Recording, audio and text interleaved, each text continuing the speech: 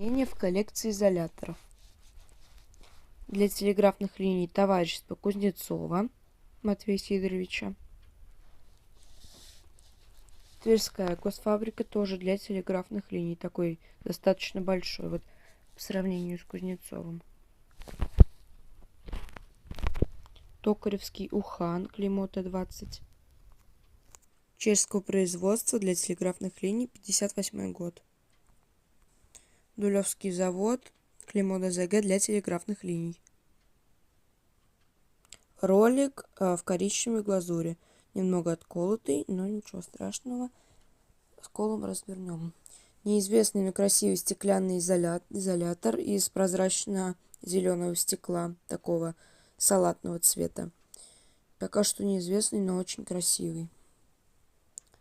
И орешковый такелажный, подозреваю, что и тот 3, извиняюсь.